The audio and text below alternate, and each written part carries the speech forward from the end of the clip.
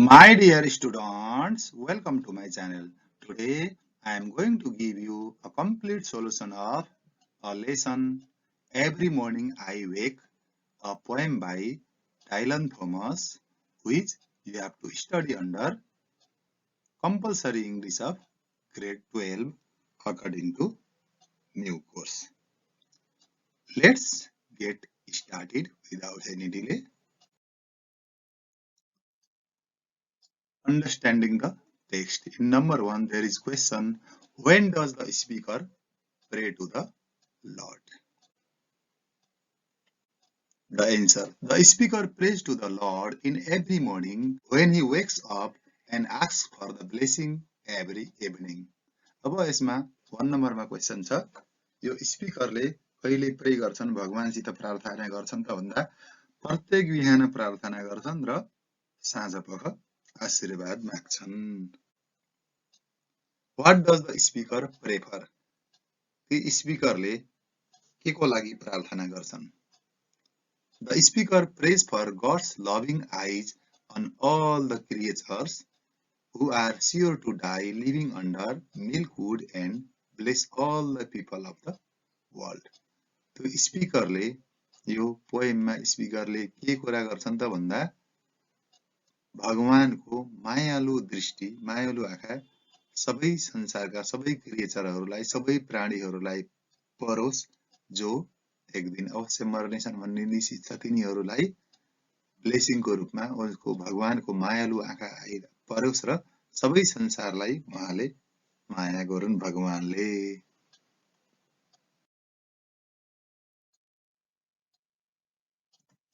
Who are the poor creatures? Why does the speaker call them poor creatures? अब poor creatures भनेको के हो भनेको यो प्राणीहरू, यी बिचारा प्राणीहरू भनेर के भन्न खोजेको त राइटरले?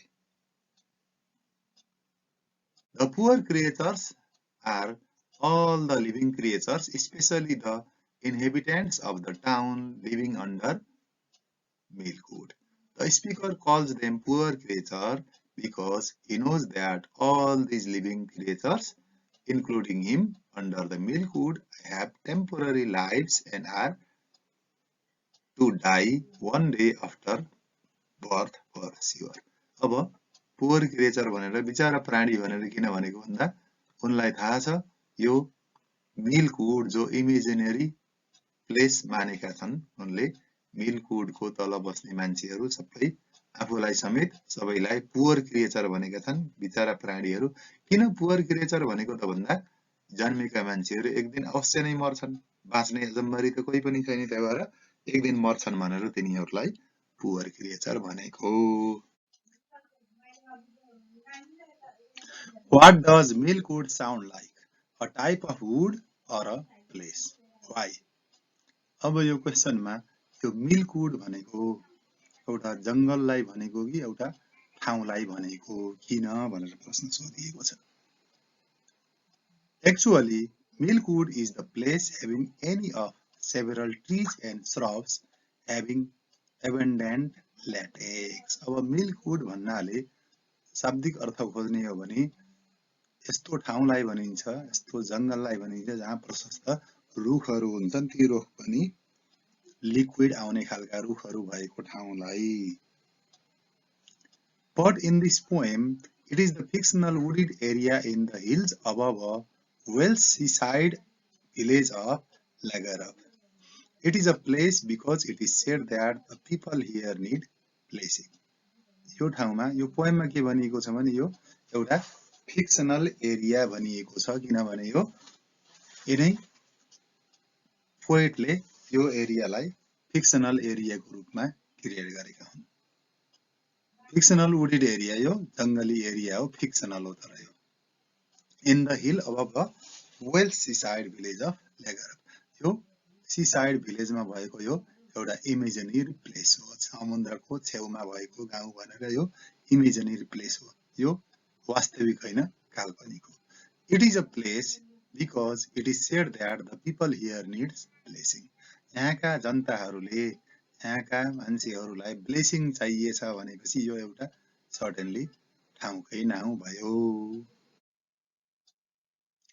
Why do the inhabitants of Milkwood bow to the setting sun but just for now? अहिले केही क्षणको निम्ति मात्रै भनेर सूर्यास्तको समयमा किन झुकेर प्रणाम गर्छन्, नमस्कार गर्छन्?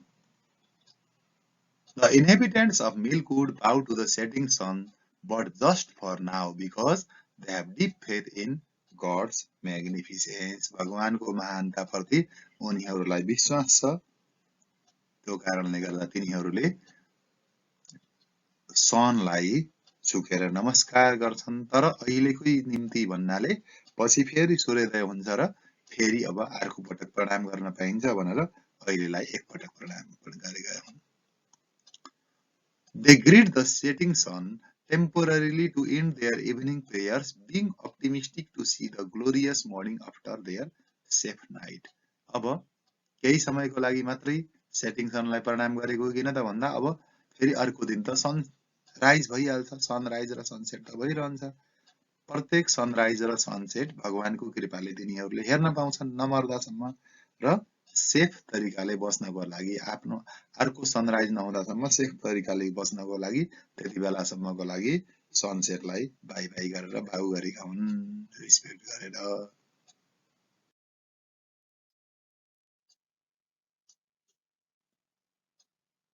Discuss every morning when I wake as a prayer to God. यो भगवानको प्रार्थनाको रूपमा यो poem every morning when I wake लाई छलफल गरौं। Answer. This poem every morning when I wake is a poem of prayer to God. This poem has been composed by the Welsh poet Dylan Thomas. This poem is full of prayers. एउटा poem एउटा भन्दा भगवानको प्रति आस्था राख्ने prayer हो र यो prayer कसले बनायो त भन्दा वेल्स पोएट डाइलन थोमसले बनाएका हुन् र यो प्रेयरले भरिएको छ, प्रार्थनाले। Here the speaker has been seen making prayers to the magnificent God from beginning to the end for the welfare of his town and its people. This poem has presented the glory and magnificence of God. God has been presented with different qualities. For example, omniscient, omnipotent, and omnipresent. यो पाठमा, यो पोएममा स्पिकरले, यो बोल्ने वक्ताले यो पोएमको सुरुदेखि अन्तिमसम्मै भगवानको प्रार्थना गरिरहेका छन्। एकदम स्प्लेन्डिड स्टाइलले, एकदम म्याग्निफिसेन्ट स्टाइलले भन्नाले उनले उच्च सम्मान गर्दै प्रेयर गरेका छन् भगवान प्रति। के को निम्ति भन्दा आफ्नो वरिपरिको एरिया र त्यहाँका जनताहरू लगायत सबैको भलो गर्नको लागि। अनि यो पोएम भगवानलाई एकदम महान बनाइएको छ र भगवानको इज्जत प्रतिष्ठाको कुरा गरिएको छ। भगवानलाई के को रूपमा प्रस्तुत गरिएको छ भन्दा ओम्निसिएन्ट भनेको सर्वज्ञाता, सबै कुरा जान्ने, भगवानलाई सबै कुरा थाहा छ। अनि ओम्निपोटेन्ट भन्नाले भगवान सर्वशक्तिमान हुनुहुन्छ र ओम्निप्रेजेन्ट भन्नाले भगवान जथासुकै व्याप्त हुनुहुन्छ भन्न खोजेको है त। Here we find the speaker quite devoted to the magnificent God. He seems aware of God's grandeur.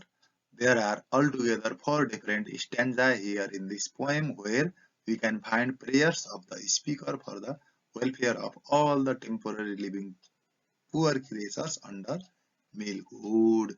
यो स्पिकरले पुरै टोटली डिभोट भएर, टोटली भगवान प्रति आस्थावान भएर भगवानको महानताको कुरा गर्दैछन्, भगवानको महानता प्रति सचेत हुँदैछन्। यो पोएममा जम्मा जम्मी 4 वटा स्ट्यान्जाहरू छन् र प्रत्येक स्ट्यान्जामा भगवानको प्रार्थना गरिरहेका छन्। यो तिनले भनेको इमेजिनरी वर्ल्ड भनेको एरिया भनेको मिल्कवुडको वरिपरिका एरिया मान्छेहरूको भलोको लागि उनले, सबै प्राणीहरूको भलोको लागि उनले भगवानसँग प्रार्थना गरिरहेका छन्। Each stanza contains the prayer of the speaker to God, with different wishes for the inhabitants under Milkwood. Therefore, this poem sounds like a prayer to God. यो प्रत्येक स्ट्यान्जामा भगवानको कुरा गरिएको छ, वर्णन गरिएको छ, त्यसैले यो कवितालाई प्रेयरको रूपमा लिन सकिन्छ।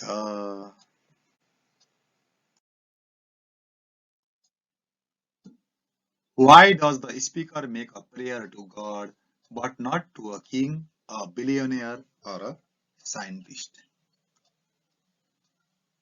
The speaker makes a prayer to God not to a king, a billionaire or a scientist because he knows the grandeur of Almighty God. He knows the things he gets from king, scientist and billionaire are temporary and materialistic, whereas he can get such a divine peace, insight and many more spiritual things from God. अब भगवानसँग प्रार्थना गर्ने तर धनी राजासँग साइन्टिस्टसँग प्रार्थना नगर्ने यसको कारण के हो भनेर सोध्दा के हुन्छ भने यो भगवानसँग प्रार्थना गरेर जे कुरा पाइन्छ नि त्यो सबै कुरा यो राजा साइन्टिस्ट र बिलियनियरसित गरेर पाइदैन, किनभने भगवान महान हुनुहुन्छ। उनलाई थाहा छ, हामीलाई थाहा छ राम्रोसँग, राजाले दिने, साइन्टिस्टले दिने र बिलियनियरले दिने कुरा के हुन्छन् त भन्दा टेम्पोररी हुन सक्छन् र मेटेरियलिस्टिक हुन्छन्, त्यो थाहै हुँदैन, पर्मानेन्ट हुँदैन। तर भगवानले दिने कुरा के हुन्छ, डिभाइन पीस, सधैँको एकदम आत्म शान्ति, इन्साइट भनेको नलेज र स्पिरिचुअल थिङ, आध्यात्मिक कुराहरू भगवानसँग पाइन्छ, जुन कुरा राजासँग, साइन्टिस्टसँग र अर्बपतिसँग पाइदैन। त्यसैले प्रेयर गर्ने गडलाई नै हो। So his devotion towards God is so deep and he has a good understanding. So his devotion towards God is so deep and he has a good understanding related to God and his creations. He has referred to all the living beings as poor creatures on this planet. According to him, all these creatures have been living their temporary lives here on this planet. यो प्लेनेटमा जति पनि कुराहरू छन् नि ती सबै कुरा temporary छन्, पर्मानेन्ट छैनन्, सबै कुरा सधैँको लागि छैनन्। त्यसैले भगवान प्रति आस्था राख्नुपर्छ र महान भइन्छ भन्ने कुरा हो। They are destined to die and they will certainly leave this beautiful planet one day. As a devotee of God, the speaker keeps on praying for the welfare of all these creatures to God. All these individuals, as a king, billionaire or a scientist, are also in the category of living creatures, whereas God is the creator of this entire universe. अब के हुन्छ त भन्दा यहाँ भएका सबै चीजहरू एक दिन मर्छन्, सबै ब्युटिफुल प्लानेटमा यहाँ भएका चीजहरू। र भगवानको आस्था राख्ने क्रममा हामीले के भन्न सकिन्छ भने सबै चीजको, सबै प्राणीहरूको राम्रो भलोको लागि भगवानको प्रार्थना गर्नु पर्यो र ती सबै प्राणीमा राजा पनि परे, अर्बपति पनि परे र साइन्टिस्टहरू पनि परे। तिनीहरू के भयो त भगवानको सामु नगण्य भएको हुँदा भगवानकै प्रार्थना गरिएको हो। The speaker knows very well about these differences between Almighty God and the creatures of this planet. He believes more in God than in creatures. His faith in God is so deep and beyond any other natural being. अब स्पिकरलाई थाहा छ सबै कुरा Almighty God भन्दा different छन्, क्रिएचरहरू हुन्, राजा साजा सबै क्रिएचर भगवानले बनाएका हुन्। त्यही भएर ती सबै कुरामा भन्दा, सबै प्राणीहरूमा भन्दा स्पिकरले केमा बढी विश्वास गर्छन् त भन्दा गडमै विश्वास गर्छन्, भगवानमै विश्वास गर्छन् र उनको गड प्रतिको आस्थाले गर्दा सबै चीज भन्दा गड महान छन् भन्ने कुरा उनले बुझेका छन्।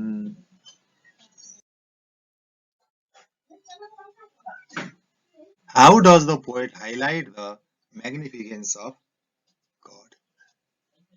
The poet highlights the magnificence of God in the following ways. He has presented God as the source of love and compassion for all living creatures. All these creatures depend on God and survive due to God's grace. भगवानको महानता जताततै भगवानको माया र प्रेमले गर्दा नै सबै क्रिएचरहरू भगवानको आस्थामा टिकिरहेका छन् भन्ने देखाइएको छ. He has presented God as the protector who has the power to protect all the creatures no matter day or night. God is the only caretaker of all the living beings on this planet. यो पृथ्वीमा भगवान नै एउटा यस्ता caretaker हुन् जसले दिनरात हाम्रो रक्षा गरिरहन सक्छन्. त्यसैले पनि भगवानलाई महान भन्न मिल्छ. He has presented God as the first source of knowledge who has the finest ability to judge the positive aspect of all his children. सबै बच्चा बच्ची सबै प्राणीहरू सबै क्रिएचरहरू गडको सामुन्ने त सबै चिल्ड्रेन नै हुन्. सबैको राम्रो र नराम्रो क्वालिटीमा राम्रो क्वालिटी जज गर्ने काम केले गर्नुहुन्छ त भन्दा भगवानले गर्नुहुन्छ. He has presented God as the source of tremendous change on this planet. It is only God who brings tremendous changes all the time and allows his children to see and enjoy these things. अब यो पृथ्वीमा एकदम धेरै change ल्याउन सक्ने भनेको भगवानले मात्रै हो. भगवानले जस्तो सुकै अवस्थामा चेन्ज गरेर पृथ्वीलाई ब्युटिफुल बनाउन सक्नुहुन्छ यो प्लेनेटलाई. र त्यो ट्रेमेन्डस चेन्जले मान्छेहरूलाई र प्रत्येक प्राणीलाई आनन्द दिने काम गर्नुहुन्छ भगवानले. त्यसैले भगवान के हुनुहुन्छ त भन्दा महान हुनुहुन्छ. This way I have come to an end of my topic. If you like this type of video, do like my video and subscribe my channel so that you would be notified when I upload next video which may be useful to you.